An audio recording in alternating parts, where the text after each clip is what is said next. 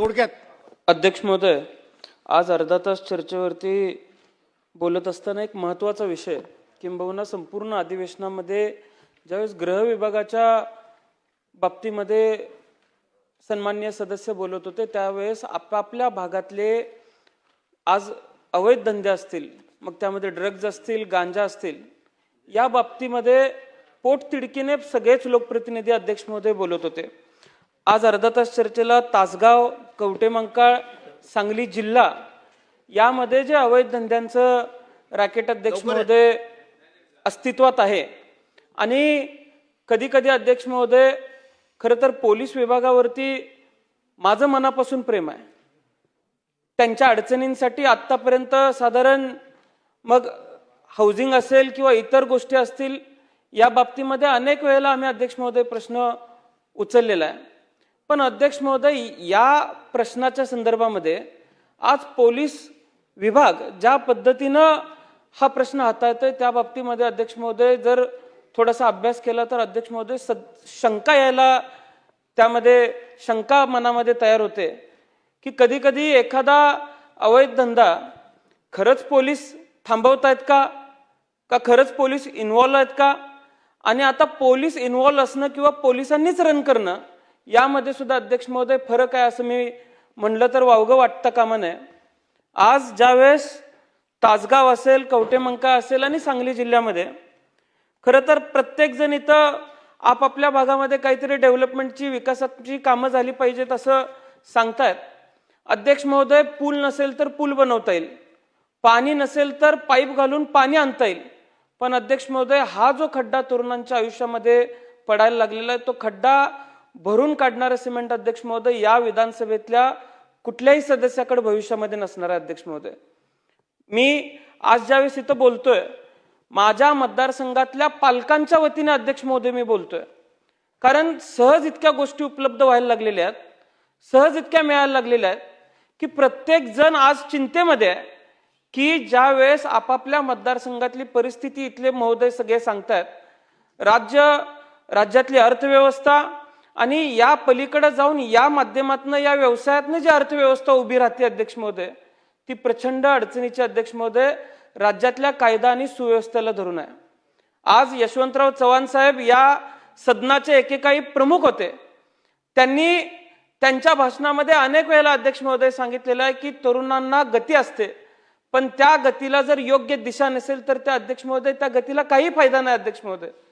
आणि ज्यावेळेस आज आम्ही या गोष्टीवरती अभ्यास करतो अध्यक्ष महोदय, आज ही समस्या केवळ कायदा आणि सुव्यवस्थेपुरती मर्यादित न राहता सामाजिक, शैक्षणिक आणि आरोग्याच्या दृष्टीने अत्यंत गंभीर झालेली आहे। या विषयाला सुरुवात करण्यापूर्वी अध्यक्ष महोदय, कवटेमंकाळ तालुक्यातील वाघोली गावचे स्वर्गीय बाळासो रामराव शिंदे आणि मतकुनकी गावचा स्वर्गीय राजवर्धन राम पाटील, महाराष्ट्रामध्ये असा आकडा काढायचा झाला तर असंख्य निघेल अध्यक्ष महोदय, पण ही नावं मी मुद्दाम घेतोय, या दोन्ही नावांना मी या सदनामार्फत भावपूर्ण श्रद्धांजली अर्पित करतो। पण अगदी या दोन्ही खुनांचे जर कारण बघितली तर राजवर्धन राम पाटील हा कॉलेजच्या बाहेर उभा आहे, गाडीवरनं 4 मुलं चाललेली आहेत, त्यांच्याकडे फक्त रस्त्यावरनं जाताना बघितलं, त्या 4 मुलांनी येऊन त्याचा खून केला अध्यक्ष महोदय, आणि पुन्हा निष्पन्न होतं की ही 4ही मुलं अगदी ड्रग्ज घेतल्या होत्या, कसल्या गोळ्या खाल्ल्या होत्या, आणि त्याच्यानंतरच्या काळामध्ये ज्यावेळेस त्या मुलांचं वय तपासलं गेलं अध्यक्ष महोदय त्यावेळेस ती मुलं 16 आणि 17 वर्षाची होती। अध्यक्ष महोदय, बाळासो रामराव शिंदे ते त्यांच्या गाडीतून जात होते, समोरून एक गाडी येत होती, आरशाला आरसा तटला म्हणून गाडीतनं उतरून 4 मुलांनी अगदी 6 इंची तलवार त्यांच्या पोटामध्ये खुपसली आणि अध्यक्ष महोदय सदर व्यक्तीचा खून केला गेला। अध्यक्ष महोदय, जर ड्रग्ज असतील, गांजा असेल, हे समाजात असणं ही जर कायद्याची चूक असेल तर अध्यक्ष महोदय हे दोन्ही बळी कायद्याचे बळी आहेत असं म्हणलं तरी वावगाव अध्यक्ष महोदय वाटणार नाही। अध्यक्ष महोदय, आज सांगली जिल्ह्यामध्ये कवटेमंकाळ तालुक्यात असेल किंवा विटा तालुक्यात असेल ड्रग्ज बनवणारे फॅक्टऱ्या सापडतात, 29-30 कोटीचा ड्रग्ज एका ठिकाणी सापडतोय आणि कुठेतरी अशी एक कारवाई दाखवायची, पण जे जाळं निर्माण झालेलं आहे ते जाळं अध्यक्ष महोदय आज आपण मोडून काढू शकत नाही. वास्तव आपण सर्वांनी स्वीकारलं पाहिजे. गृहमंत्री महोदय असतील, मुख्यमंत्री महोदय असतील, अगदी त्यांनी नो टॉलरन्सची भूमिका स्वीकारली असेल, पण तो नो टॉलरन्स किती जरी कारवाया केल्या तर तो नो टॉलरन्स दिसत नाही अध्यक्ष महोदय. हे वास्तव आज आपल्याला सर्वांना स्वीकारावं लागणार आहे. तासगावमध्ये मेफेड्रॉन म्हणजे एमडी ड्रग्ज अध्यक्ष महोदय आपण म्हणतो, याला सांकेतिक स्वरूपात ज्यावेळेस एखादा मुलगा मागायला जातो त्यावेळेस त्याला म्याव किंवा एमडी म्हणलं जातं अध्यक्ष महोदय. याचं सेवन नाकावाटे पाण्यात मिसळून किंवा गोळीच्या स्वरूपात केलं जातं. शरीरात गेल्यानंतर हा पदार्थ मेंदूमध्ये डोपामिन किंवा सेरोटोनिन यांच्यासारख्या रसायनांचे प्रमाण अचानक वाढवतो आणि या व्यक्तीला काही काळासाठी तीव्र उत्साह अध्यक्ष महोदय निर्माण होतो. भारतामध्ये अशा अंमली पदार्थांचं उत्पादन, विक्री व सेवन हे NDPS कायद्याअंतर्गत गंभीर गुन्हा मानला जातो. पण अध्यक्ष महोदय या माध्यमातून किती गुन्हे दाखल झालेले आहेत हे सुद्धा तपासण्याची गरज आज अध्यक्ष महोदय तासगाव असेल, कवटेमंका असेल किंवा सांगली सारख्या ठिकाणी आहे. कारण मेफेड्रॉन सारखं दग म्हणजे तासगावमध्ये इंडियन ड्रग्ज मिळतो आणि निग्रो एमडी ड्रग्ज मिळतो. मी अगदी सांगितलं अध्यक्ष महोदय तर आपल्याला वावगं वाटेल, यामध्ये सुद्धा कशा पद्धतीनं ही नशा केली जाते. अगदी याची 2 लाईन नाकेवाटे घेतली तर 2-3 क्वार्टर दारूची नशा पटकन उतरते असे घेणारे अध्यक्ष महोदय सांगतात. आणि काही तरुणांना या बाबतीत प्रश्न विचारल्यावर अध्यक्ष महोदय ते सांगतात की गुड वाईब्ससाठी आम्ही अध्यक्ष महोदय याचं सेवन करतो. सांगली, सातारा आणि कोल्हापूर भागामध्ये 1 ग्राम एमडीची किंमत अध्यक्ष महोदय 3 ते 4 हजार रुपये मोजावे लागतात.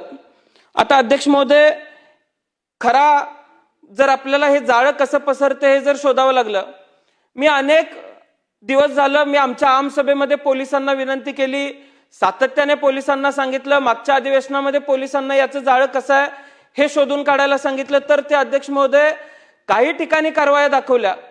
जिथं कारवाई केली तिथं मुलं सापडली 15, 16 आणि 14 वर्षाची. पोलिसांच्या मधूनच कोणीतरी फोन करून आम्ही धाड टाकतोय म्हणून सांगायचं. आणि अध्यक्ष महोदय मी जर अगदी खरं सांगितलं तर आज मी मगाचा फोटो घेऊन आलोय अध्यक्ष महोदय. हा तासगाव शहरातला मगाचा अध्यक्ष महोदय फोटो आहे 7 वाजताचा, की कशा पद्धतीनं हे विकलं जाते अध्यक्ष महोदय. त्याच्या पुढे जाऊन हे याचे दर कसे आहेत अध्यक्ष महोदय हे आम्ही याच्या खोलात गेलो तर हे 2000 प्रति ग्राम दर मिळतं. आता यामध्ये सुद्धा व्हरायटी आहे. हे जर सांगलीमध्ये मिळत असेल तर 2000 आणि पुण्यावरून जर आणायचं असेल किंवा तासगाव, सांगली, मिरज, इस्लामपूर इथं, ईश्वरपूर इथं काही इंजिनिअरिंग कॉलेजेस आहेत, इथल्या विद्यार्थ्यांना याचा नशा करायचा असेल तर हे पुण्यावरून मागवण्यासाठी स्वतःच्या गाडीहून एकतर 4 पर्याय आहेत. स्वतःच्या गाडीने पुण्याहून पार्सल घेण्यासाठी येणे, स्थानिक पातळीवर विद्यार्थ्यांकडून किंवा डीलरकडून, 3रं कुरिअर पार्सल कडून किंवा 4थं ब्लाबलामधून.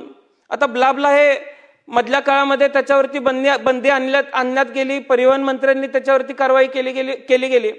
पण जर पार्सल आणत असतील तर पार्सलला 5000 रुपये ग्राम किंमत मोजली जाते अध्यक्ष महोदय. आता अध्यक्ष महोदय हे कुठल्या गाडीतून येतं या गाडीचे नंबर सुद्धा अध्यक्ष महोदय आमच्याकडे आहेत.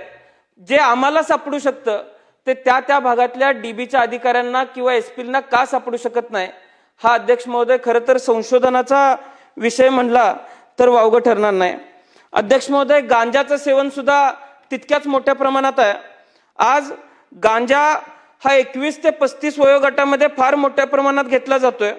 माझ्या मतदारसंघामध्ये मिरजच्या माध्यमातून आज रेल्वे मार्गे मिरजमध्ये हा गांजा येतो आणि त्या मिरजमधून संपूर्ण सांगली जिल्ह्यामध्ये या गांजाची साखळी अध्यक्ष महोदय विस्तारलेली आहे.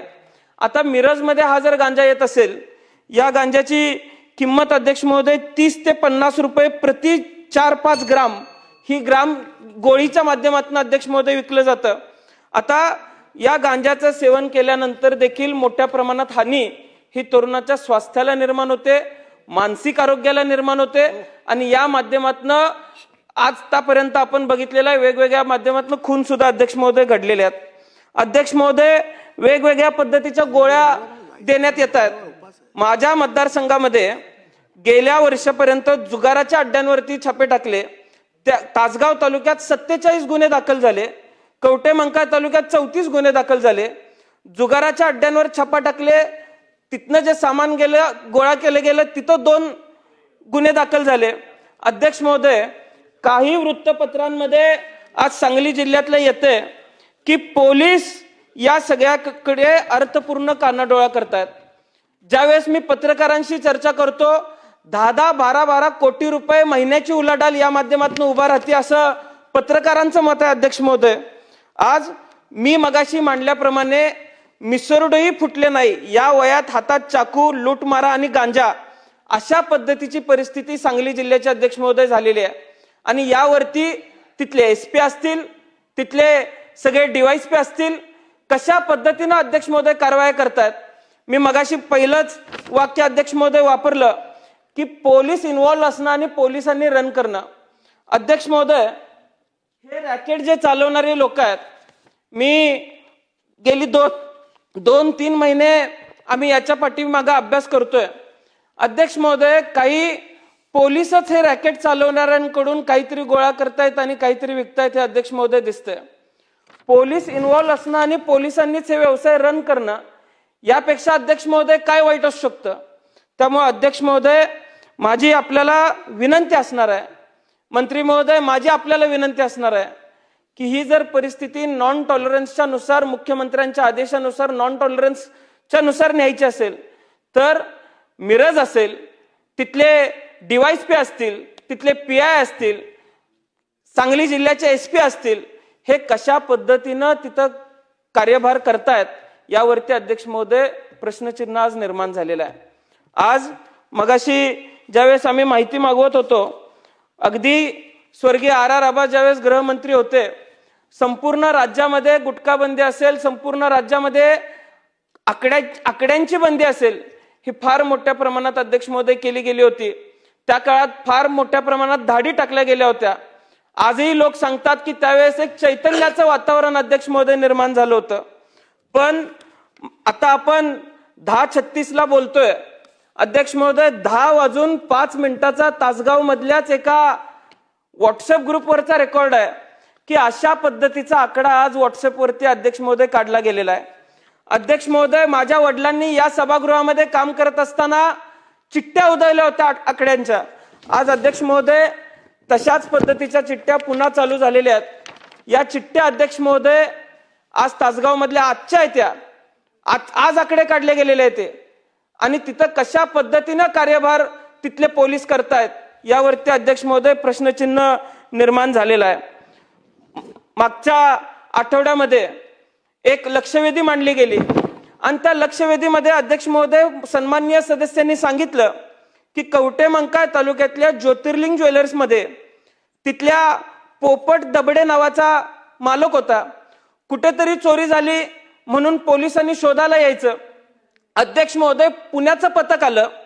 त्या पुण्याच्या पथकानं त्याला रिकव्हरी पाहिजे म्हणून आम्हाला सांगितलं. तो म्हणला माझ्याकडे कुठलं सोनं आलंच नाही, मी कुठली रिकव्हरी द्यायची. अध्यक्ष महोदय, 1.5 किलो सोनं त्यांच्याकडून रिकव्हर केलं गेलं. रात्री 12 नंतर ही कारवाई चालू होती. जे सीसीटीव्ही होते ते सीसीटीव्ही अध्यक्ष महोदय सगळ्या सिस्टमसह उचलून नेण्यात आलं. अध्यक्ष महोदय, आजही त्या 1.5 किलोचा कुठलाही थांग पत्ता लागलेला नाही. मागच्या वर्षी याच पोपट दबडेंनी या सगळ्या जाचाला कंटाळून अध्यक्ष महोदय आत्महत्या केली. तासगाव मध्ये सुद्धा अध्यक्ष महोदय असाच प्रकार आहे. 2 लोक एकत्र पैसे गुंतवतात. त्यापैकी शिवाजी पाटील हा पूर्वी पोलीस म्हणून काम करायचा, पुन्हा रिटायरमेंट घेतली आणि ते ज्या व्यक्तीबरोबर गुंतवणूक करून हा व्यवसाय करत होते ज्वेलरीचा, अध्यक्ष महोदय शिवाजी पाटलांनाच पुन्हा दुसऱ्या पार्टनरला हाताला धरून गुंतवलं जातं. या पार्टनरला बाहेर पोलिसांनीच लपवलेलं आहे अशी माहिती आम्हाला काढली त्यावेळेस मिळाली. अध्यक्ष महोदय, आज अशा पद्धतीनं लोकांचा जाच त्या ठिकाणी केला जातोय. अध्यक्ष महोदय, आज मी मतदारसंघामध्ये सहज माहिती काढली. वेगवेगळ्या पद्धतीचे लॉजिंग चालवले जात आहेत अध्यक्ष महोदय सांगायला वाईट वाटतं की ज्यावेळेस आम्ही माहिती काढली तर त्या लॉजिंग्सवरती 15, 16, 17, 18 वर्षाच्या मुली अध्यक्ष महोदय आम्हाला सापडत आहेत. आणि हे फक्त तासगाव, कवठेमंकाळ किंवा सांगली जिल्ह्यात घडते असं नाहीये. ही भीषण परिस्थिती संबंध महाराष्ट्रामध्ये अध्यक्ष महोदय बघायला मिळते. कागदाच्या काही तुकड्यांसाठी अध्यक्ष महोदय आज जर आपण समाज विकायला निघालो असलो तर याची किंमत आज नाही भविष्यात मोजावी लागणार आहे. याची जाण हे खातं चालवताना अध्यक्ष महोदय असलं पाहिजे. आणि त्यामुळं माझी आपल्याला विनंती आहे की तासगाव तालुक्यामध्ये अशा लॉजिंग व्यवहारांना काही पोलीस पाठीशी घालताना दिसत आहेत. यामधला एक लॉज एका पोलिसाचा देखील अध्यक्ष महोदय आहे. त्यांची पार्टनरशिप, त्यांचा व्यवहार हे जर आम्ही सिद्ध केलं तर अध्यक्ष महोदय त्या पोलिसावरती काय कारवाई हे डिपार्टमेंट करणार आहे हे सुद्धा सांगण्याच्या अध्यक्ष महोदय आज गरज आहे. त्यामुळं या सगळ्या गुन्ह्यांचा विस्तार बघताना, या सगळ्या गुन्ह्यांची वाढ बघताना माझ्या मतदारसंघामध्ये सावळज असेल आणि नागज असेल, आम्ही नव्या पोलीस स्टेशनची मागणी अध्यक्ष महोदय केलेली आहे. त्या पोलीस स्टेशन्सला लवकरात लवकर मान्यता मिळाली पाहिजे. आम्ही तिथला सुधारित क्षेत्रफळाचा व लोकसंख्येच्या अनुषंगाने जो नवीन प्रस्ताव आहे तो प्रस्ताव मागवून घेतलेला आहे. त्या प्रस्तावाला तात्काळ आपण मान्यता देऊन या गुन्ह्यांवरती कडक पद्धतीने निर्बंध आणण्यासाठी आपण प्रयत्न करावेत.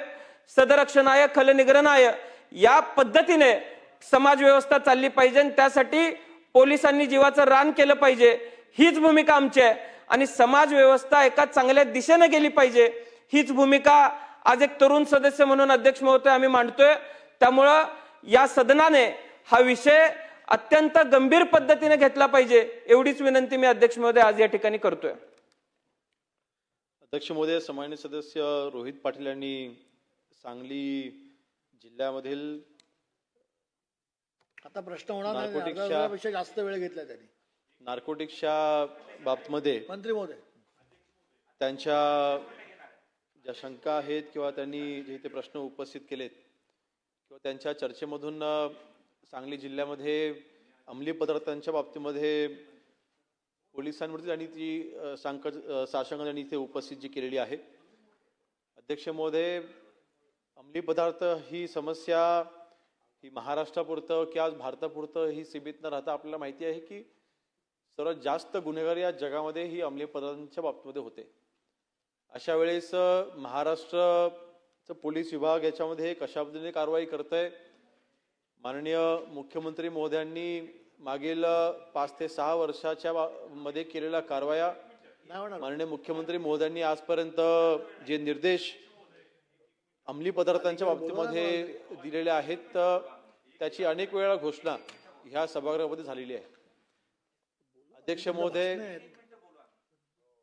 महोदय, यामध्ये सांगली जिल्ह्याच्या बाबतीमध्ये रोहित पाटील यांनी जो प्रश्न उपस्थित केलाय, नक्कीच त्यांच्या वडिलांच्या कार्यपद्धतीचा देखील त्यांनी इथे उल्लेख केलाय. आपल्या वडिलांनी महाराष्ट्राचे गृहमंत्री म्हणून काम पाहिलेलं आहे आणि अतिशय उत्तम, त्यांना आम्ही आदर्श म्हणून आजही त्यांना समजतो आणि मानतो. तसेच माझ्या देखील वडिलांनी गृहराज्यमंत्री म्हणून देखील काम केलेलं आहे आणि अर्थातच त्यांच्याकडे देखील काय अनुभव हे माझ्या पाठीशी देखील आहेत. आणि ह्या बाबतीमध्ये अंमली पदार्थांच्या कारवाईच्या बाबतीमध्ये आमची भूमिका यावेळेला म्हणजे यावेळेस देखील आम्ही याअगोदर देखील आम्ही मांडलेली आहे आणि आज देखील मांडत असताना 0 टॉलरन्सची आमची भूमिका आहे. आणि ह्यामध्ये अर्थातच कारवाईची अपेक्षा होत असताना आता जशी ज्या कारवाईचा आपण इथे उल्लेख केला आहे, आपल्या उत्तरामध्ये देखील निवेदनामध्ये देखील त्या कारवाईचा उल्लेख आहे की ह्या मागील वर्षी जानेवारी महिन्यामध्ये आपण ही कारवाई केली होती. अध्यक्ष महोदय, जे काही रॉ मटेरियल आणलं गेलं ते गुजरातवरनं आणलं गेलं. सांगलीमध्ये एका ठिकाणी तिथे औद्योगिक वसाहतीमध्ये तिथे ते MD ड्रग बनवण्याचं काम चालू होतं आणि पोलिसांनी सुमोटो त्यांच्या इंटेलिजन्सच्या आधारेच त्यांनी ती कारवाई केलेली आहे, सांगली पोलिसांनीच. आणि ह्यामध्ये कोणालाही आपण स्पेअर केलेलं नाही. कारवाई करत असताना जिथून रॉ मटेरियल आणलं तिथपर्यंत आपण पोहोचलो. पेडलर्स होते त्यांना देखील आपण अटक केलेली आहे. रॉ मटेरियल ज्यांनी सप्लाय केलं त्यांना देखील आपण अटक केलेली आहे. ज्यांनी ड्रग ते बनवलं त्यांना देखील आपण अटक केलेली आहे आणि जे ड्रग विकत होते आपण त्यांना देखील अटक केलेली आहे. म्हणजे पूर्णपणे त्यांची जी साखळी आहे ती साखळी आपण मोडून काढली. आपला उद्देश आता तो आहे. ANTF ची स्थापना जी माननीय मुख्यमंत्री मोदींनी केलेली आहे म्हणजे anti narcotic task force. Basically या टास्क फोर्स जसं आता आपण बघतो की मुंबईसारख्या कमिशनरांमध्ये आणि अन्य काही ठिकाणी ATS आपल्याला माहिती आहे की फक्त टेररिझमवरती काम करणारी आपली एक विंग आहे. तशी ही विंग फक्त आणि फक्त ड्रगवरतीच काम करेल. त्यांना दुसरी कुठलीही जबाबदारी दिली जाणार नाही. असं हे टास्क फोर्स आपण आज महाराष्ट्रामध्ये आपण कार्यरत केलेलं आहे. आणि ह्या टास्क फोर्सच्या माध्यमातून बेसिकली हे टास्क फोर्स स्थापन करत असताना जे कोणी कर्मचारी ह्याच्यामध्ये आज आपण त्यांना आपण रिक्रुटमेंट करतोय. मागील काही एका प्रश्नावर उत्तर देत असताना देखील मी याचा उल्लेख केला होता. माननीय मुख्यमंत्री महोदयांनी याच्यामध्ये निर्देश दिलेले आहेत की ह्या टास्क फोर्समध्ये जे कर्मचारी काम करतील त्यांना आपण इन्सेंटिव्ह आपण त्याचा निर्णय आपण लवकरच करतोय. त्यांना आपण वन स्टेप हेड करून आपण त्यांना जे आपण जे प्रमोशन पोस्ट आपण त्यांना जी देतो त्याचा देखील आपण निर्णय आपण लवकरच घेतो, जेणेकरून त्यांना एक स्पिरिट त्यांचा हाय राहील किंवा त्यांची एक पॉझिटिव्ह माइंडसेट त्यांचा ह्याच्यामध्ये असेल. आणि ह्यांना रिक्रुटमेंट करत असताना त्यांची मानसिक स्थिती किंवा त्यांची मानसिकता ही ड्रगच्या अँटी ड्रगच असली पाहिजे अशा पद्धतीने आपण तिथे असे ह्या रिक्रुटमेंट आपण करतोय. आणि अध्यक्ष महोदय, ह्या सर्व कारवाई होत असताना अर्थातच 2 महत्वाचे निर्णय आपल्या सरकारने घेतलेले आहेत. त्याच्यामध्ये आजपर्यंत नार्कोटिक्स मध्ये आज आपण जी काही कारवाई आपण करतो NDPSच्या अंतर्गत आपण ह्या कारवाई आपण करतो आणि अतिशय कडक कायदा आहे. परंतु त्याही पेक्षा पुढे जाऊन जो आतंकवाद्यांना आपण जो कायदा लागू केला मखोका, जे आतंकवादी कारवाई जे करतात तशाच पद्धतीच्या अध्यक्ष मध्ये मला संरक्षण द्यावं अशा पद्धतीने म्हणजे आपण आता मखोका सारखा कायदा जे ड्रग हँडल करतील, जे कमर्शियल क्वांटिटी हँडल करतील अशांना आपण मखोका देखील आपण लावतोय. 10 पेक्षा जास्त आरोपींवरती आपण मखोका ऑलरेडी दाखल केलेला आहे आणि हा आकडा वाढतोय. जे कोणी सराईत गुन्हेगार याच्यामध्ये आपल्याला सापडतायत त्यांच्यावरती आपण हा गुन्हा दाखल करतो. आणि विशेष करून जे पेडलर्स आहेत, आपला टार्गेट हा पेडलर्स आहेत. ही साखळी मोडून काढली पाहिजे.